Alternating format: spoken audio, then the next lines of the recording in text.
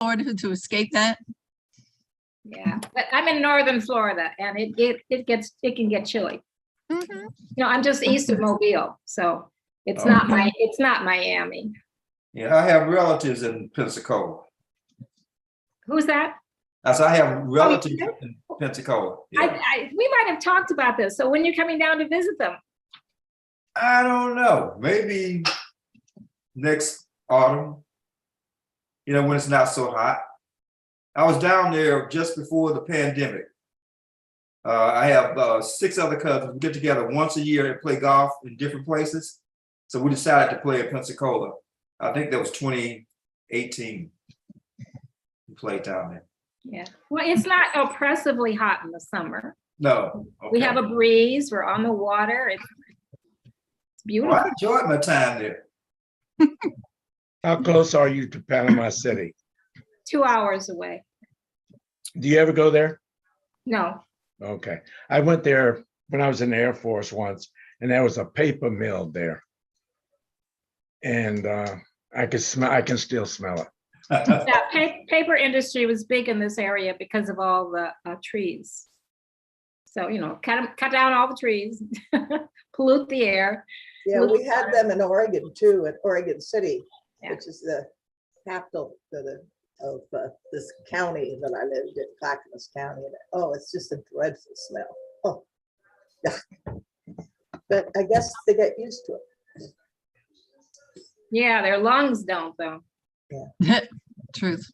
Greetings, everybody. Welcome Greetings. to the 12 noon Bible study session hosted by Metropolitan African Methodist Episcopal Church that is physically located in Washington, D.C.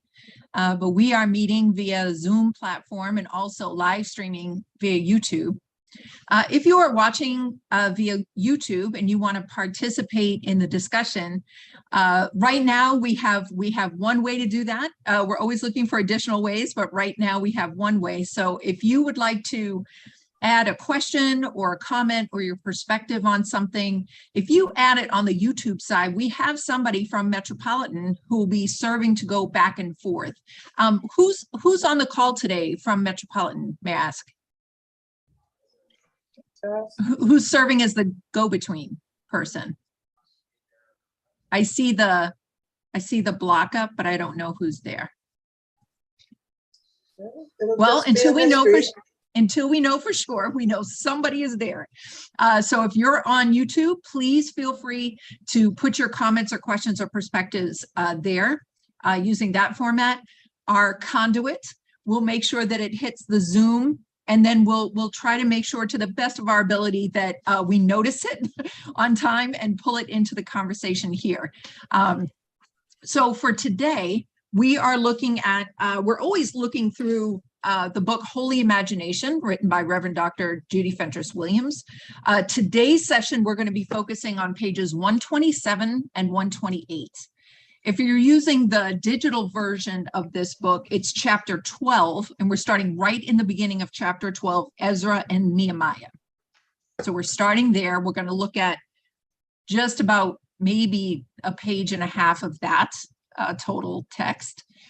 And in the biblical text, we're looking at the book of Ezra, E-Z-R-A, Ezra, and we're looking at chapters 1 through 6. Reverend Cosette, thank you so much. Reverend Cosette is serving as our tech person and also the person who will serve as a conduit. Thank you so much. Welcome, everybody. Welcome, and thank you, Reverend Cosette, so much. So the book of Ezra, chapters 1 through 6, and chapter 12, Ezra and Nehemiah in the Holy Imagination book, page 127 and 128. We're going to focus on the theme of temple rebuilt today. Is there anyone who would like to start our time in prayer?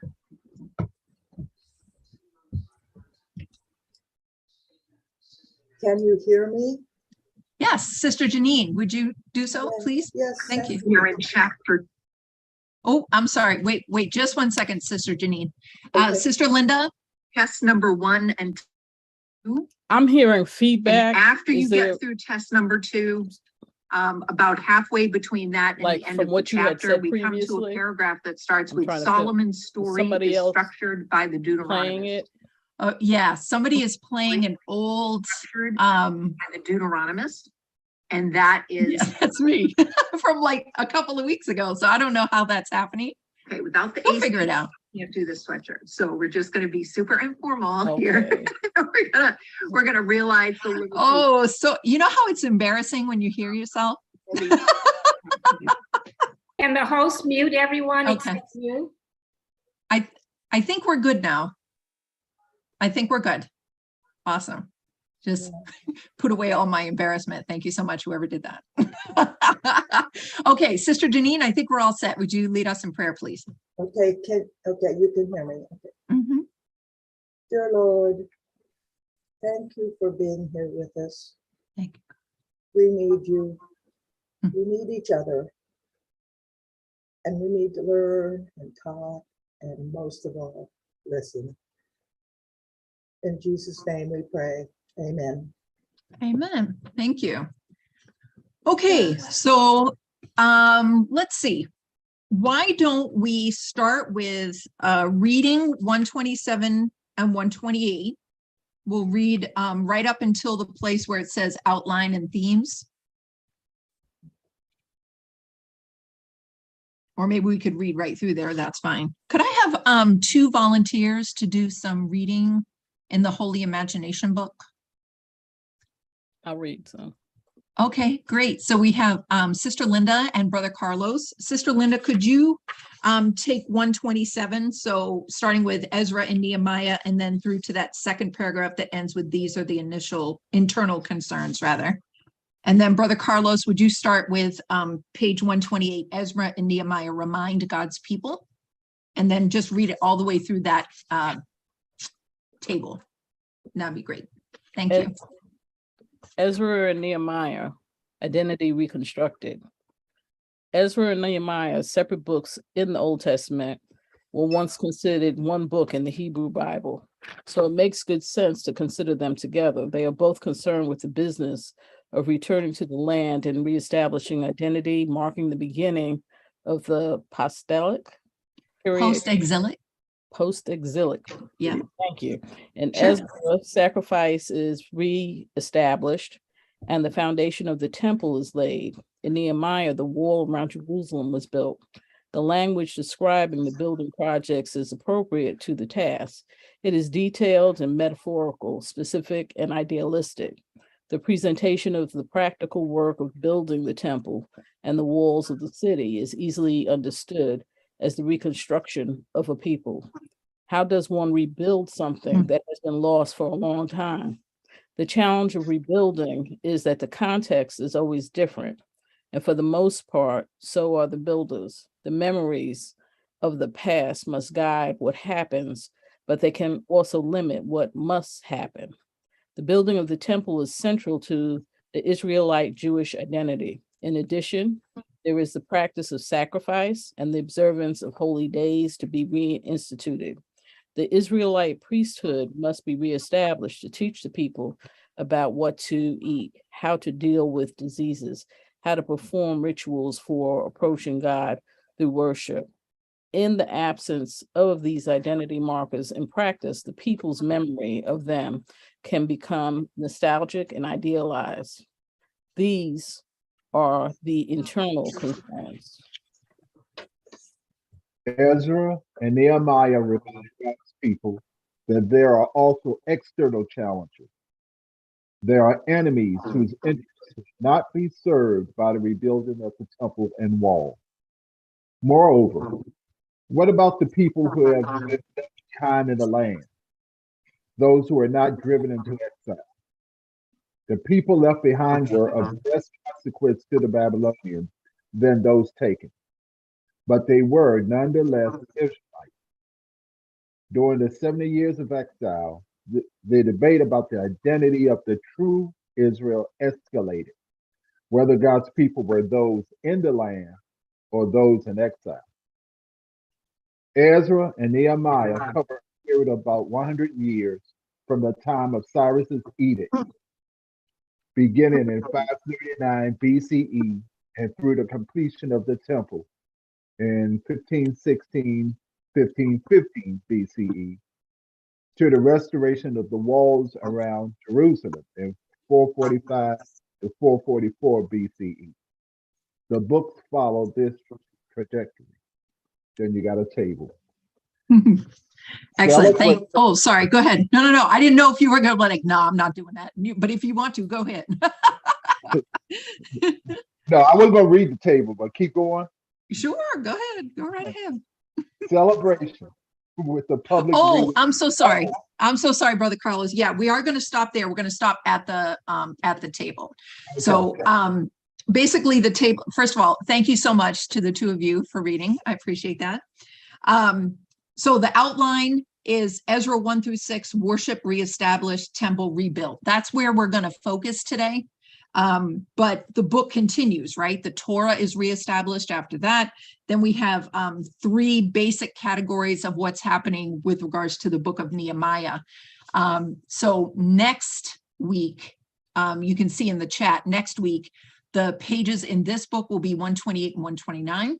And the sections of the biblical text will be Nehemiah chapters 1 through 773. So the themes are worship renewed and temple and wall reconstructed and identity restored. So this gives us a general sense of what's going on with these books, right? For a long time, we've been talking about texts that are trying to explain to people who have been in exile what in the world happened, because they've had this relationship with the God of Israel, right, Yahweh, and they've understood that relationship in similar ways over time and in different ways over time. And one of the main obstructions or problems that they need to attend to, whether or not it's just physically or even psychologically and emotionally, is how did we end up in exile, and what brought us there, and what can get us back? Because their identity has been formed by way of their relationship with God and their obedience or not to that God.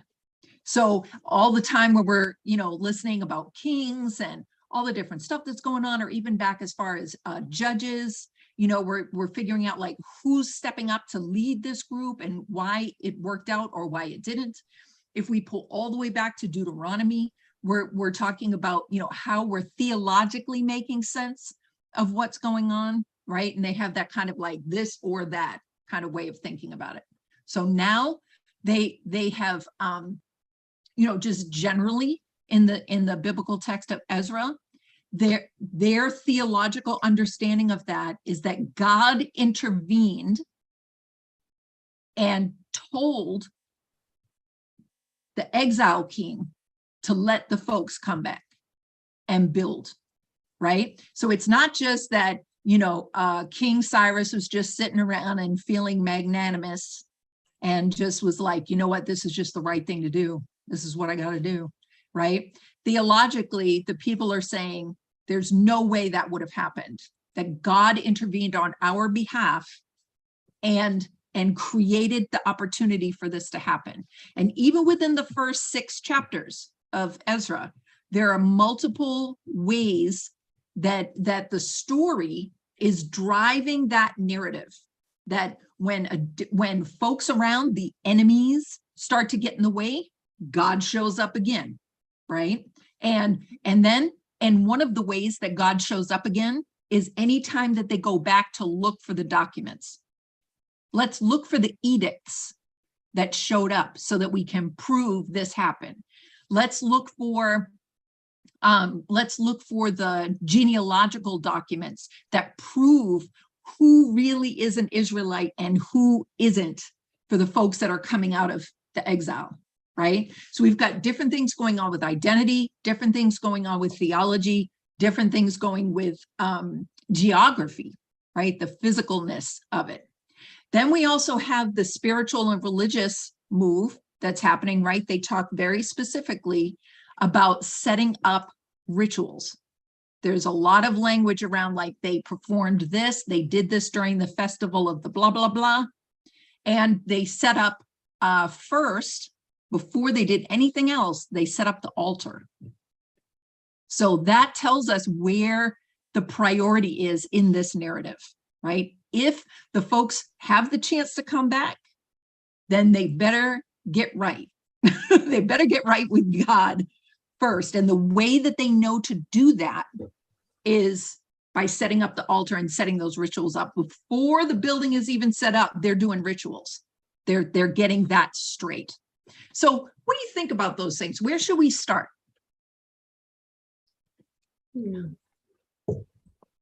I was struck by how it resonated with me in terms of how African Americans have always talked about going back to Africa and all that that entails. I mean, Richard Allen, you know, was involved in efforts to send African Americans back to Africa, and that didn't work out. They came back, most of them. So, you know, what does it mean to go back? It's not the same. The people aren't the same. It's very complicated. It's not easy. We can kind of romanticize it, but it's not so simple. Mm-hmm. What is that book? Something called You Can't Go Home Again. It's a famous line in an American novel.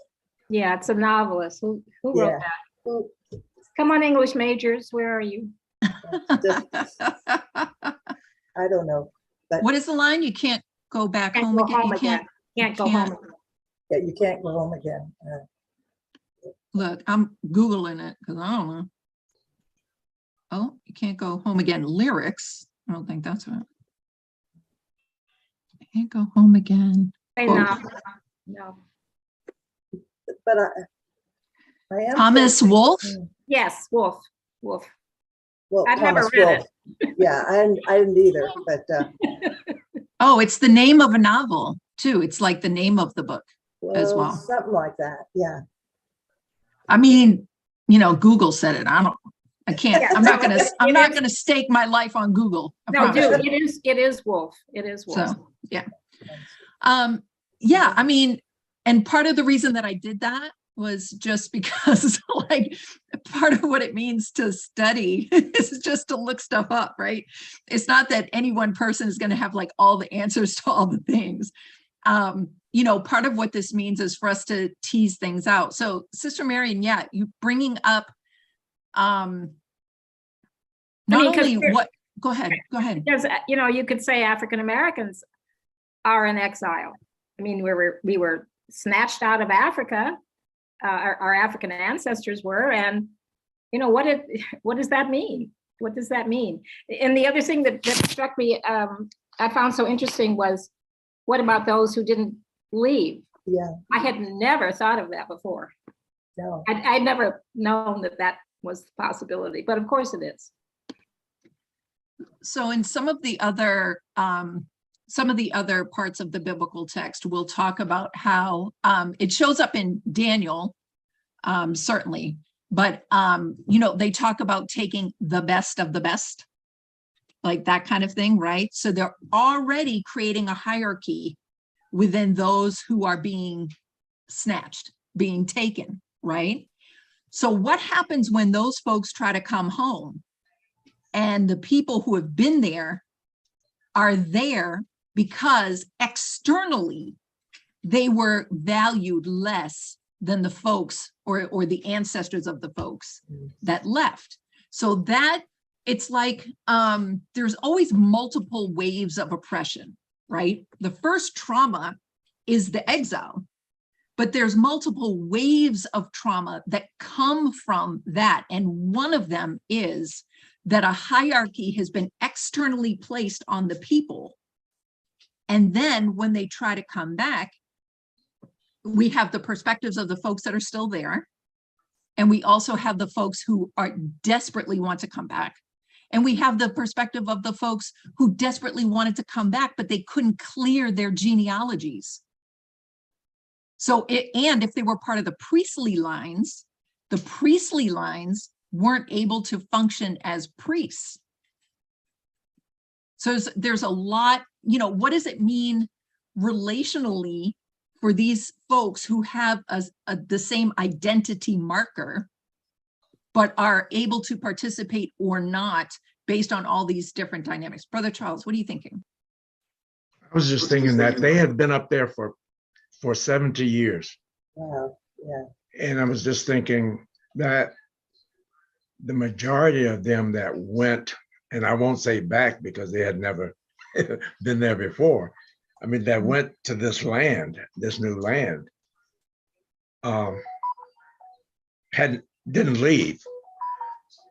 And did they have, while they were in exile, did they know what to do in the temple about sacrifices and all that? I mean, if you say to me, I've got, like Marion said, I've got to go back to Africa. I've never been there, and I've got to build this thing, this place where we used to sacrifice animals and stuff. I'd say, would you tell me a little bit more about what I've got to do and how that works? And then when you got back, there's somebody there and said, what do you mean you're going to do whatever you're going to do? So that's what I was thinking. Did they know what they were, did they have a practice of the rituals while they were in exile? I don't know. Yeah. Yeah, what happens to the newer generations of folks, the younger generations of folks who are probably the ones who are taking the trip back and or being the folks who are physically building? Because even if some of the older generation is coming back, they may or may not be part of the physical building, depending on their age, depending on how they're able to participate that way. So then you're relying on the group that is physically doing the stuff to honor what the older generations are saying are part of their tradition, right? Yeah. And go ahead. And someplace I read that it was a 4.5 month walk. So I don't know if many of the, I'm speaking for me, I don't know if many of the old folks could walk that far. And then they had to cross, other people's lands with, with stuff. So that's a pretty tough go. Right. On a different kind of note, I come from a small town, and not many in my class went to college at all. So when I came back, I don't know, maybe I graduated, I don't know, and I was walking down the street in the middle of Sandy, and suddenly somebody that I guess I hadn't seen said, "Oh, well, you're back, but now you don't need to talk to us, do you?" or something. Well, I was just stunned because I hadn't seen them, whatever I was doing, I hadn't seen them, because normally we do greet each other, but I realized then, that I don't know, that I was a little bit of, I don't know that I was an outcast, but they were suspicious of me or didn't appreciate, why did I go to college anyway, kind of thing. I don't know, but I remember it really made me feel really bad. So there's all this kinds of stuff goes on, I think. Yeah, I've heard that story over and over again. That's a very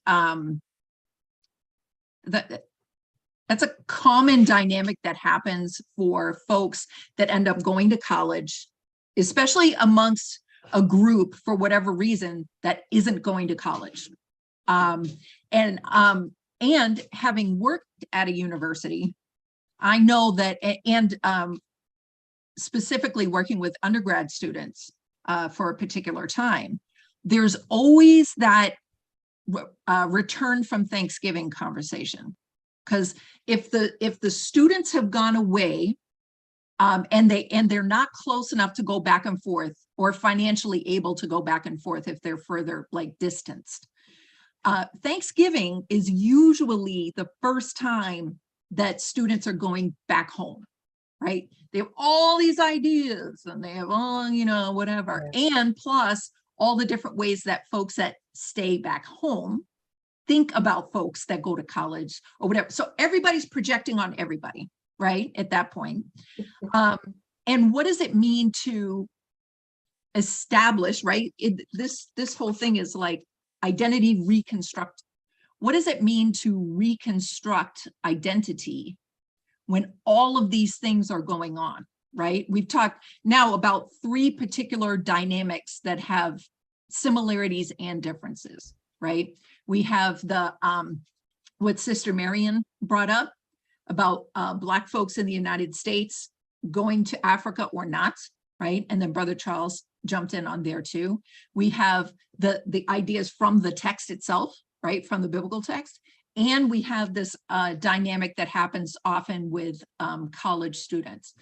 Hold on one second. I'm going to put one of the curtains up because now the sun is, I'm not complaining about the sun. I'm just, hold on one second.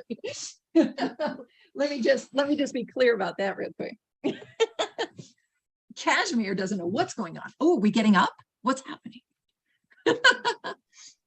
I don't want to say I'm boring, but we do get into a routine. So anything that switches that routine up, Kashmir's like, what's going on? So yeah, yes, Sister Linda, please. It also made me think about modern day Israel, what you all were just talking about, and how they returned from exile because they were put out of Europe, and how they have gone into Palestine and taken over the land of Palestinians. Right. That is really bad. This is, you know, we own this now and we're going to control it. And, you know, what about the people who have been there since the very beginning? So. Yeah. Right. And if you, there are many Jewish people that will make the trip to the land of Israel purposefully as part of their lifetime journey.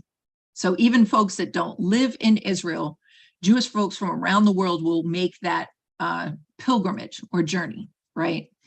Then you have Palestinian folks who are fighting to survive in a space that's being politically and religiously contested over identity. Yeah. I went to the trip going to Palestinian places. We were in Jerusalem, but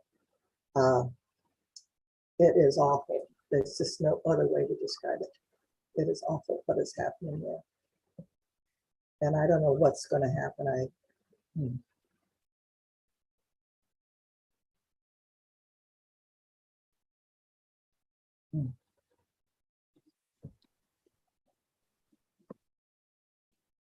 Charles Summers talked about how long the Hebrews had been in exile, and you know, that's about 3 generations, well, maybe 2 at least, if it's 70 plus years.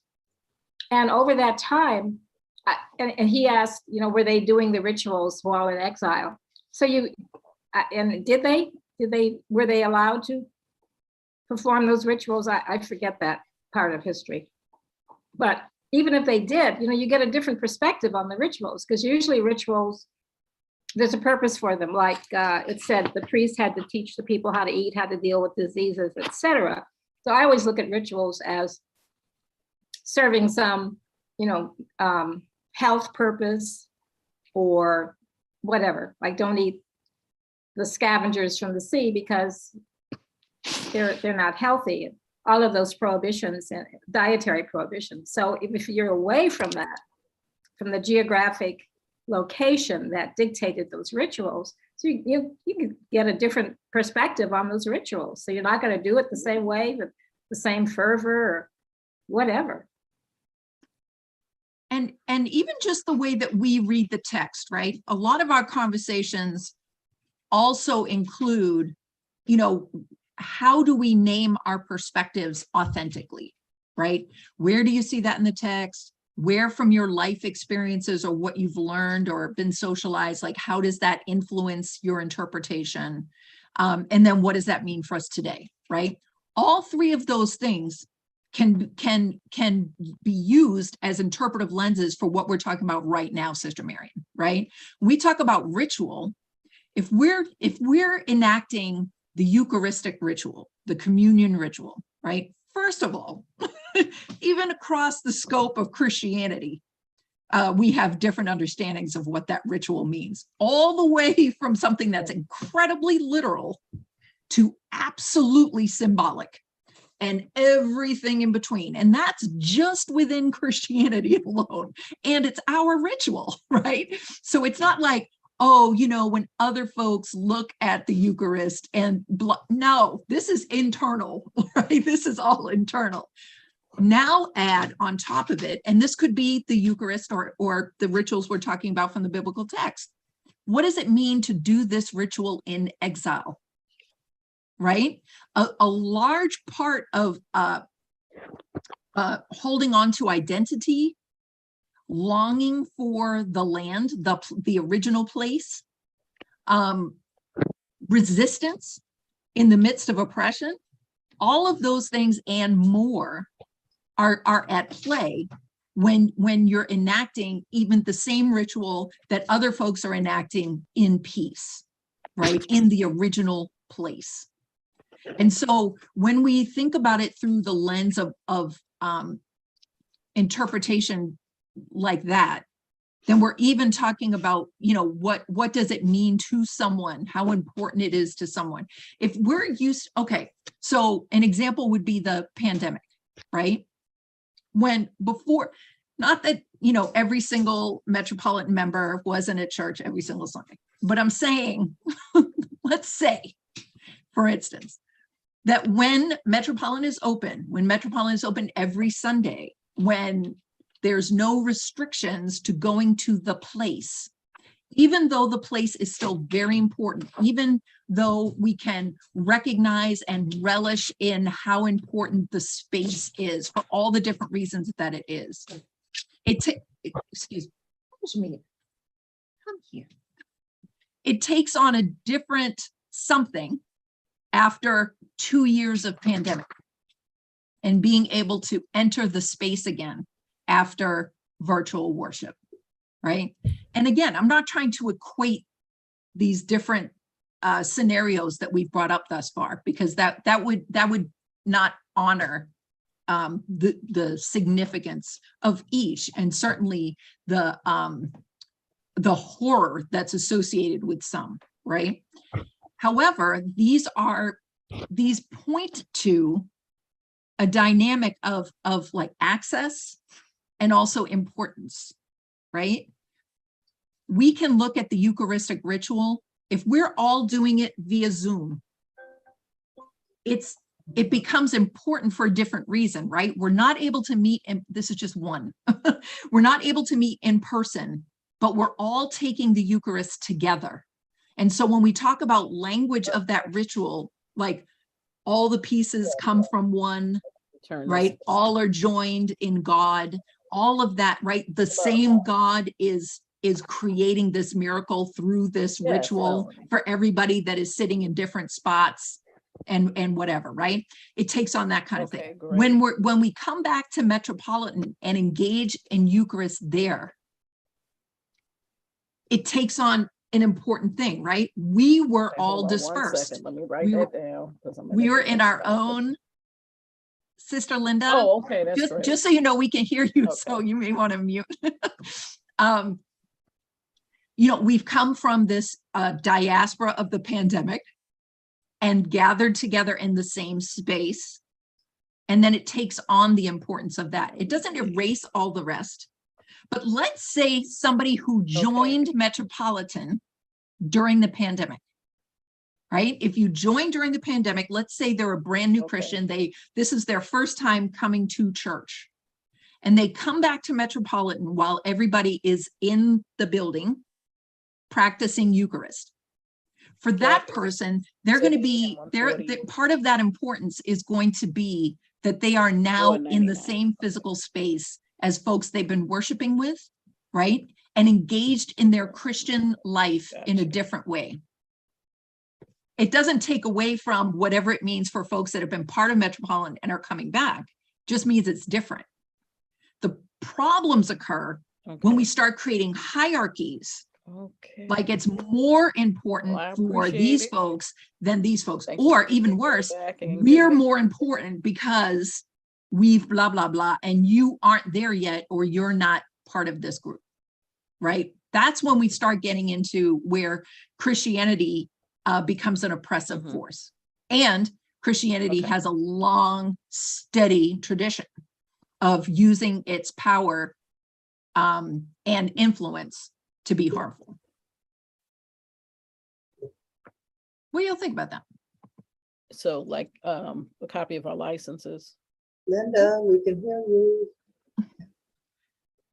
Linda, mute your mic.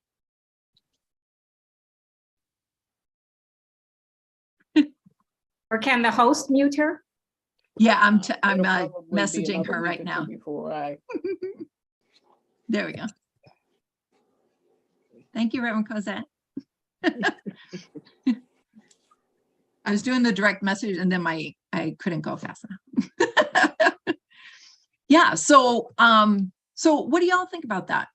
I mean, there's a lot of dynamic, right? We can talk about how exciting this is that they're rebuilding the temple. And that's wonderful. We can definitely have a whole conversation about that. But there's all these different dynamics happening. What does that mean for us?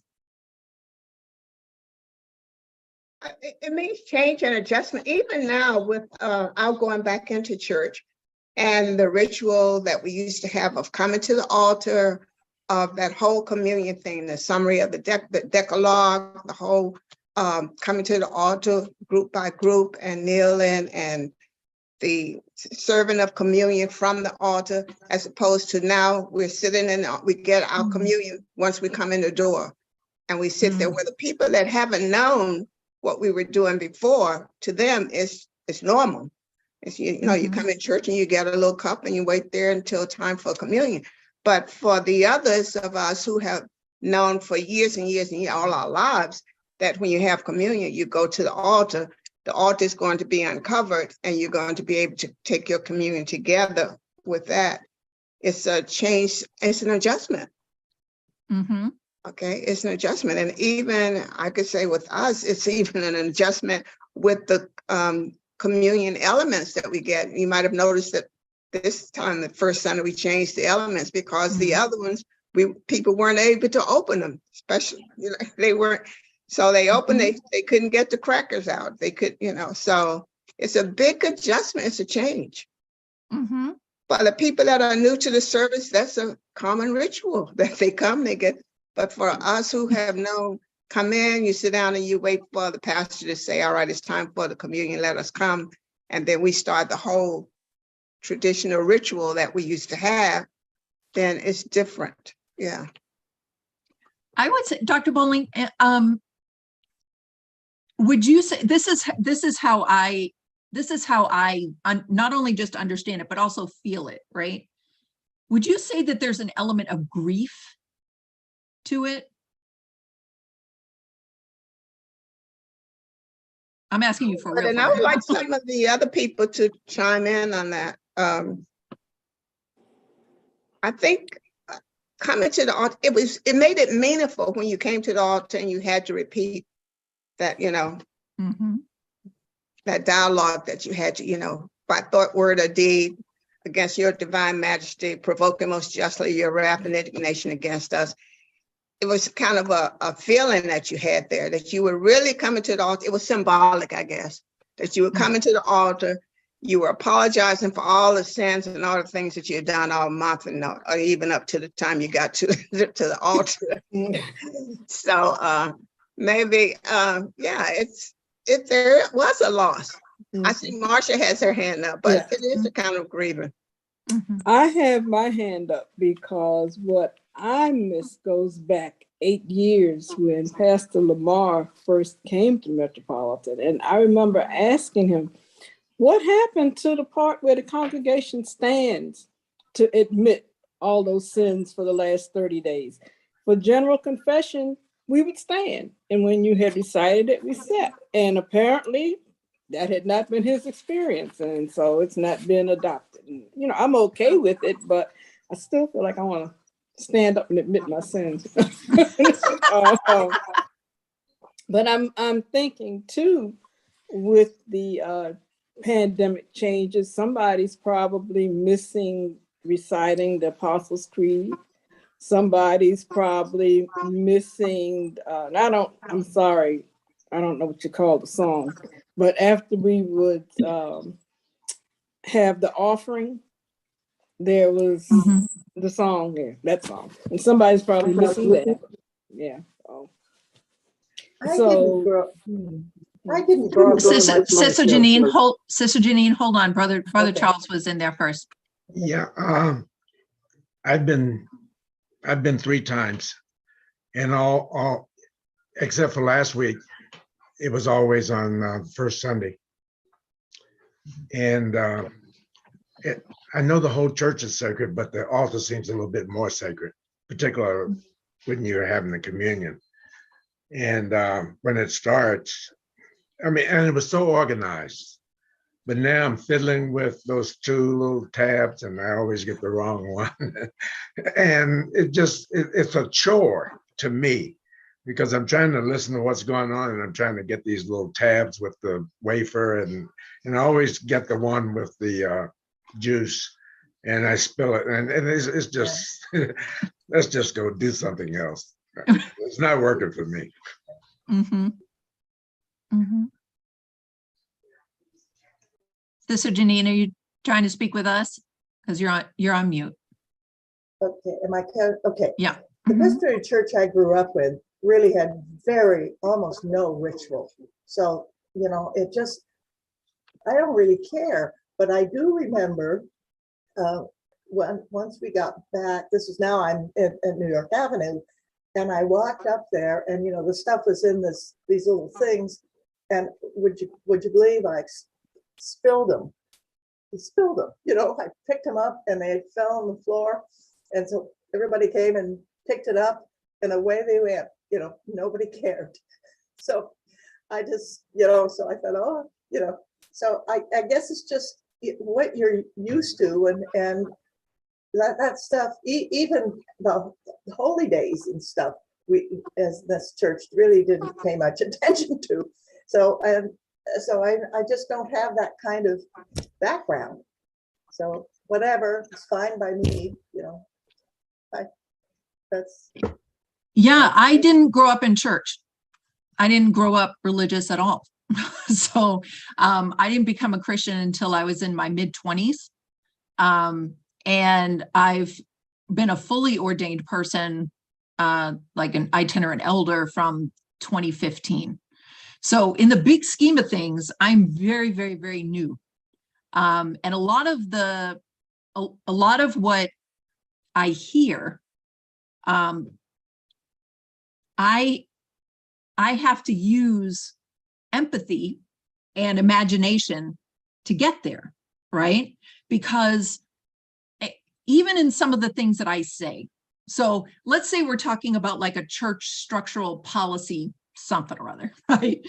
I may not have that connection with whatever the thing is, right? But I also have to remember that I'm not coming from it from somebody who has been at Metropolitan their whole life, and they can track generations of people from their family to Metropolitan, right?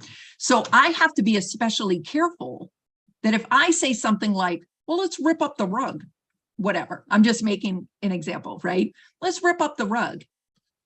I don't know that 2 generations ago, somebody set up a fund for the blah, blah, blah rug. You know what I mean? Like, I have to be especially careful and aware that these things have history beyond me.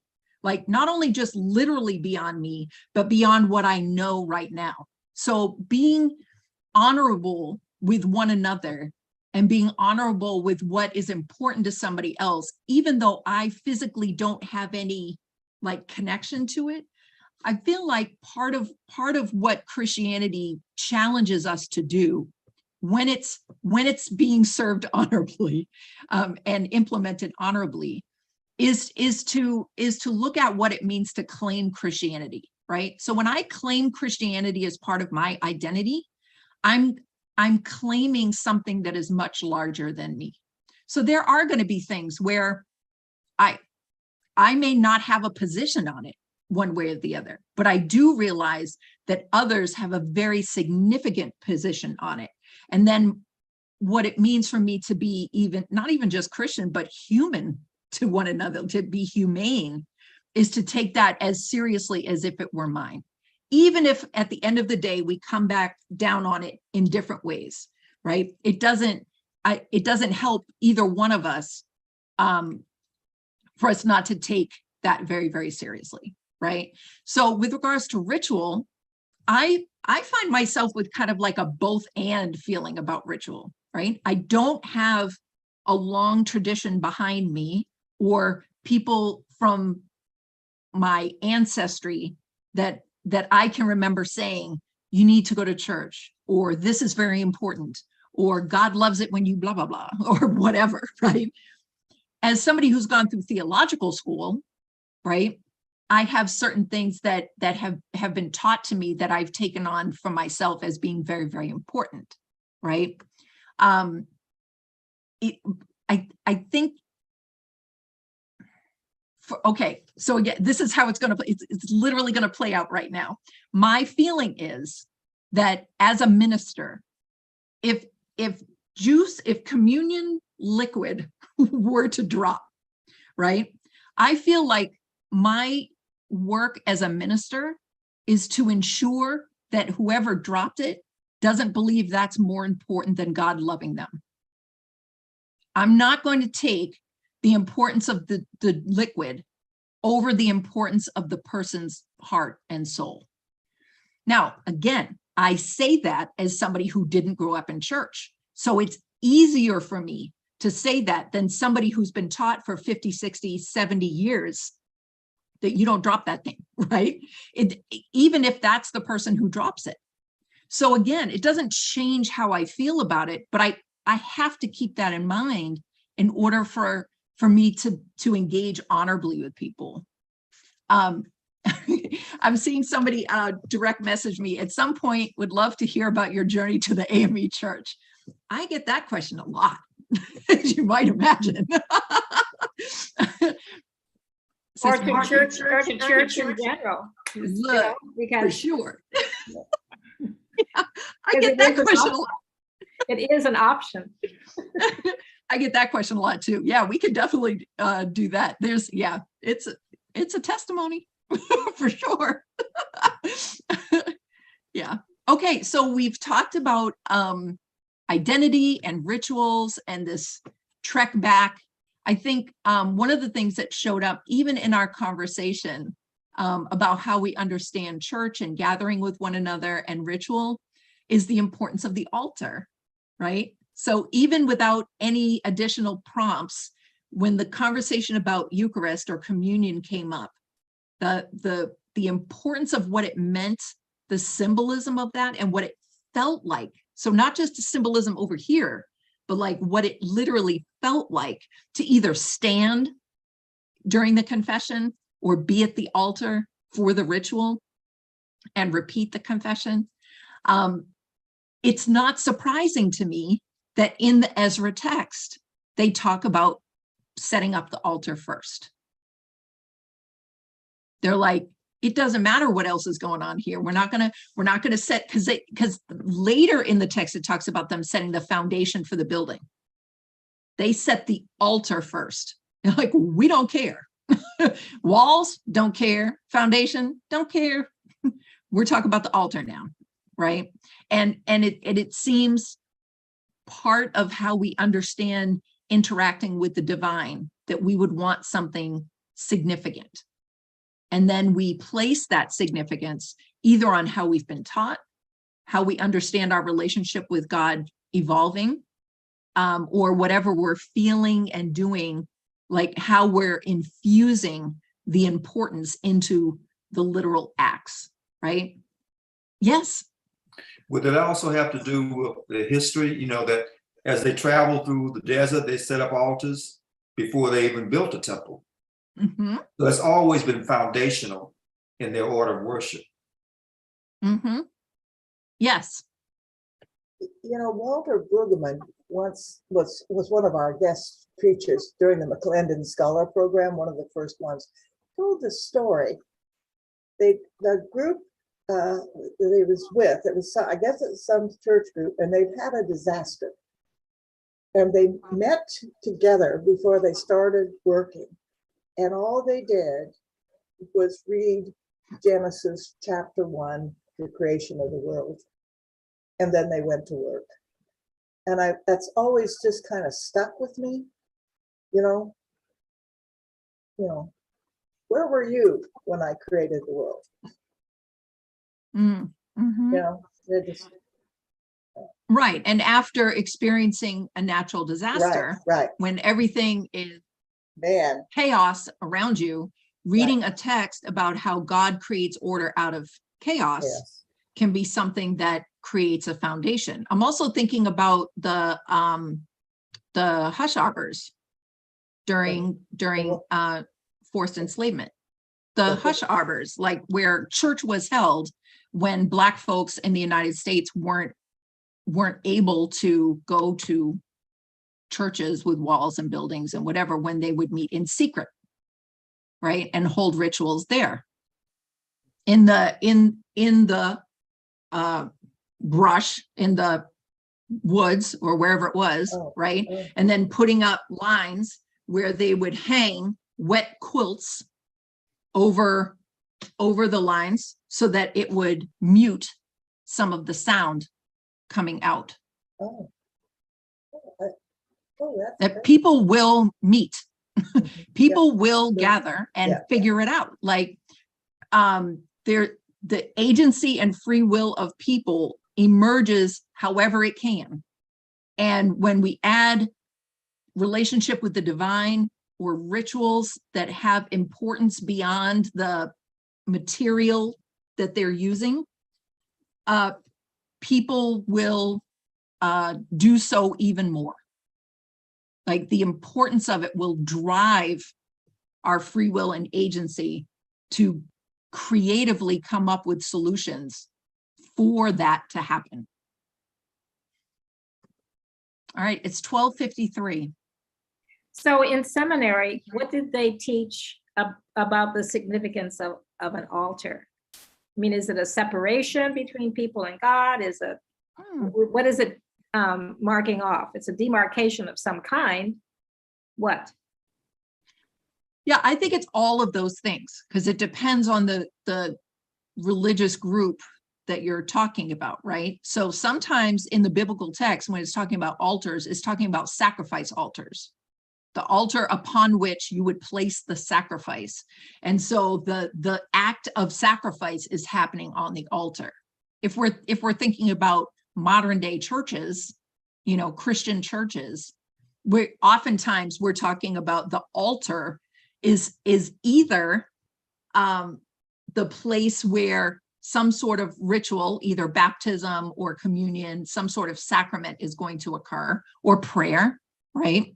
Or we're talking about the space that, I'm going to say this in very like non-religious terms, that people place materials on and read from or preach from. So the altar often is signifying that something significant is happening.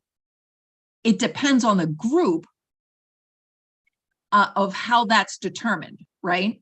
Because there are many, even if we just talk about Christians, right? There are many Christian groups that say women cannot serve at an altar, right? So there's many, or preach or speak from.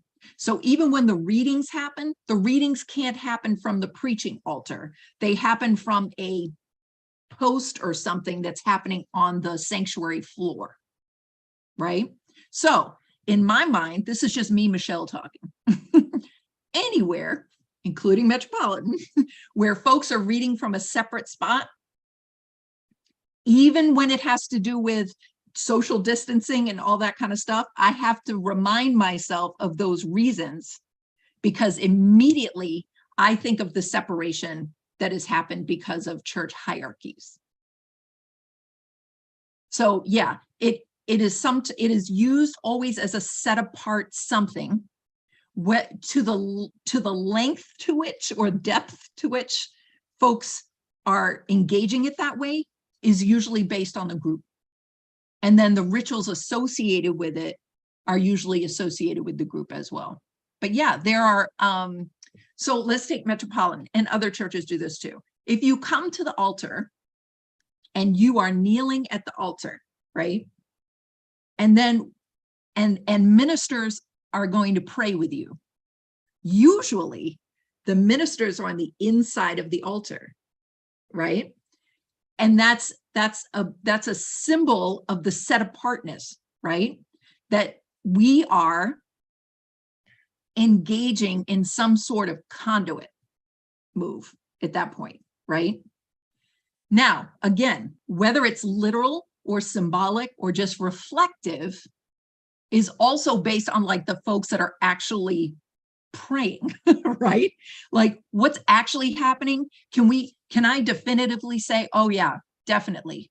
God is speaking to me through me, and then I'm praying with somebody, or some folks would even say for somebody, right?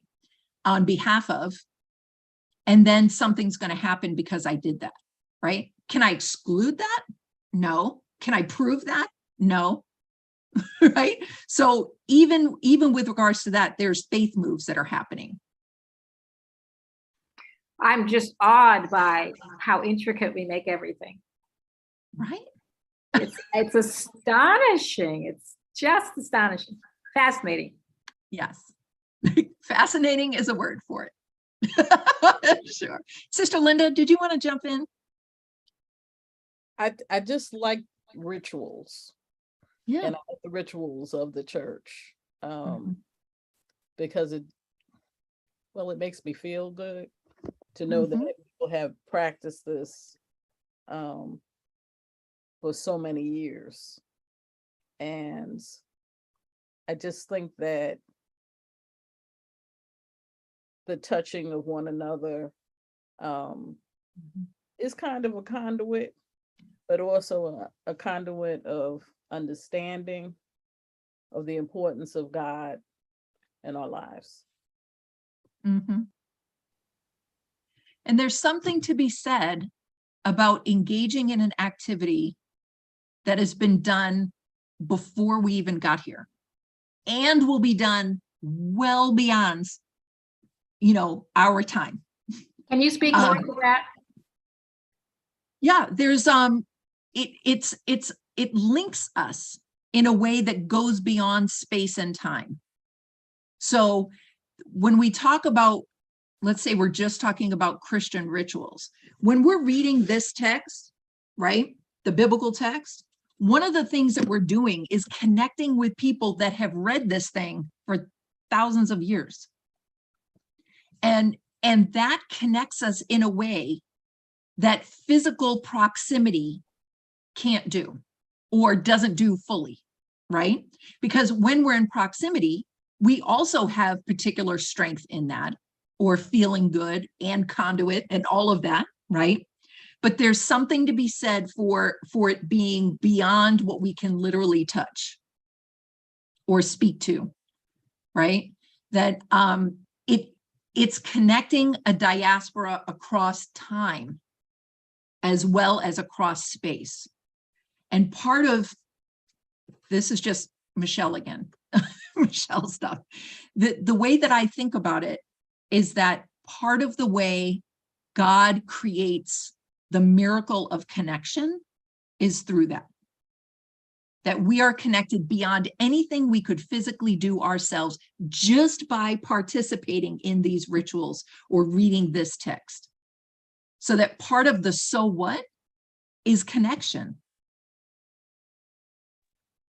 You know, I take a little different take on that, in that I'm on the evangelism committee, okay? I say to the church members all the time, when it's time for us to greet and greet people, I say, find somebody you don't know and greet them before you start talking to all of your friends, you know, that you love dearly, you know? I guess I just feel like we've got to share this good news. And so it's a little bit different take. I mean, I appreciate what's been done for 1,000 years, but we're right here now and we've got a job to do. I'll shut up now. Well, and part of what it does to share with new people is connect them to what's come before, right? It's not just that we're saying hello to them, right? Like when we say the word share the good news, we're talking about everything that came before us. We wouldn't be here if somebody didn't before. So for me, it's very difficult. I mean, I can't say anything is impossible because I don't know, right? But it seems to me that everybody's linked through somebody or something, right? If not somebody human, then God, right? There's some sort of connection that's happening that's bigger than us. So whether it's, and I'll just say this too, I think I know we're already past time. Part of what I'd like to bring up is that it's speaking to those whom we know can be seen as an insular move, right? One of the ways that perpetuates itself is like, we're only going to talk to the folks we know. We're only going to, we're us and they're them and blah, blah, blah, right? Like that's a very real thing. And it happens all over the place in all different ways, and the cliques, all that kind of stuff happen, right? And as Christians, we need to be on the lookout for ways that we would be clique-ish and exclusionary, right? At the very same time, and I mean this in a general kind of sense, although it works specifically too. Anytime you have any kind of oppression sphere, right? That can be around gender, that can be around race, that can be around age, it could be anything. Within that sphere of oppression, there are folks who are the privileged, protected, prioritized group, and there are the folks who are the direct target of that oppression. And a lot of times the way it plays out is that as folks get close or are in that privileged, prioritized, protected group, only saying hello to those you know is the insular move. But if you're talking about folks that are the direct target of whatever that oppression is that we're talking about, and they are greeting each other first, that can be a move of resistance. So it's more than it's more than an either or, right? There's positionality that happens amongst it too, right? So if you've got a group that is privileged and protected and prioritized, especially in multiple ways, and all we want to do is just talk to each other, then that's an insular move for sure. But there are times and spaces and reasons why folks would come together and greet each other first. That can be not only just building up the body, but also an active form of resistance against the oppression by which they are the direct target. So I mentioned that. I know we're 104, so we're going to have to cut it. But I just mentioned that we can pick it up again at 7 if that shows up. But positionality is always super important, right? Whether it's we grew up with rituals or not, whether it's we're in the protected prioritized group or the direct target group in any sphere of oppression, whether it's we're Christians, whether it's we're the exile folk coming back or the folk that stayed, it all is going to come up. Is going to come up over and over again. And the perspectives and the interpretations have to be contextualized based on the positionality. Because if we try to flatten it all, we're going to hurt folk. right? And usually the folks that get hurt are the folks that are the direct target of whatever's going on. So I just wanted to bring that up before we cut it. Sister Leandra, I saw you have the hands earlier, and then I saw you put your video on. Do you want to add our last comment? I'm very forgetful. I can't remember what it was. I think I just was Sister Linda is talking about rituals. Yeah, about the ritual thing and how we need to pass things, have some kind of legacy to pass on to the next generation. And it's also comforting to have rituals. I think that's what's happening in the world today. And so many people are disconnected and feeling alone and isolated, and things like that give them a sense of being connected to something bigger than themselves. Mm-hmm. Yep, for sure. For sure. Sister Leandra, would you pray us out? She's like, I'm never putting my hands on that thing again. Would you please? Would you unmute though? Thank you so much. Lord, thank you for letting us have such a meaningful class today. Yes, I've really ma'am. enjoyed it, and I feel that a lot of us have been moved by this session today. And may we all go forth and do the things that the Lord would have us to do because of the encouragement and the wisdom that we've attained from this class. Thank you, Jesus. And bless everyone that's here with us now to have a